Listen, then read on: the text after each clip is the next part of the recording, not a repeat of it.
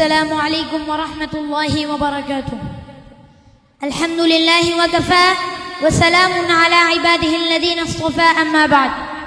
সম্মানিত উপস্থিতি, আমার শ্রদ্ধার মাতার তাজ শিক্ষকবৃন্দ, হে অভিভাবকগণ ও আমাদের হৃদয়ের আলোবর্তিকা প্রিয় বন্ধু ও ভাইয়েরা, আজ আমি দাঁড়িয়ে আছি এমন এক মঞ্চে যেখানে চোখের জলে লেখা স্বপ্নের নাম মাদ্রাসা দারুস সুন্নাহ আল ইসলামিয়া।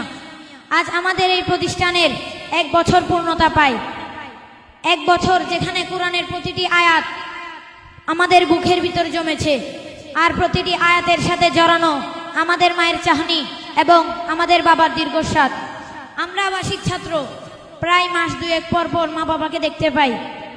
যখন মায়ের কণ্ঠে শুনি বাবা তুমি কেমন আছো, তখন আমাদের গলা আটকে আসে। কিন্তু আম্মুকে বলি আমি খুব ভালো আছি মা, আজ আমি 1 পৃষ্ঠা মুখস্থ করেছি। আমাদের কষ্ট, আমাদের ঘুমহীন রাত, মা বাবার আদরবিহীন দিন রাত, সব যেন একটাই উদ্দেশ্য, মা বাবার মাথায় জান্নাতের নূরের মুকুট পরাতে চাই। শুধু একটাই উদ্দেশ্য, মা বাবার মুখে হাসি ফুটাতেও জান্নাতের নূরের মুকুট পরানো।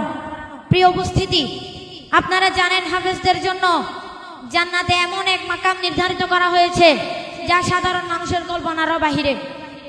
আর হাফেজরা যদি তাদের জীবন কোরআন অনুযায়ী করতে পারে, সে নিজে তো জান্নাতি হবেই এবং তার মা বাবাকে এমন নূরের মুকুট পরানো হবে যার আলো পুরা পৃথিবী ছাপিয়ে যাবে। আজ এই মঞ্চ থেকে আমরা প্রতিজ্ঞা করছি, আমরা কষ্ট করব কিন্তু থামবো না, আমরা হাঁটবো কিন্তু পিছিয়ে যাব না, আমরা শুধু কোরআনই মুখস্থ রাখবো না, বরং আমরা কোরআনের চরিত্র ধারণ করবো ইনশাআল্লাহ। সবশেষে বলছি, আল ইসলামিয়ার এই আলো ছড়িয়ে পড়ুক পুরা পৃথিবীতে। আমাদের হৃদয়ের গভীরে যিনি বসবাস করেন তিনি আমাদের প্রিয় উস্তাদে মুহতারম হযরত হাফেজ মাওলানা কারি মিজানুর রহমান সাহেব বরহুজুর, যিনি আমাদের নিয়ে স্বপ্ন দেখেন, আমাদের জন্য কাঁদেন, আমাদের প্রতিটি ভুলে যার হৃদয় কেঁপে ওঠে।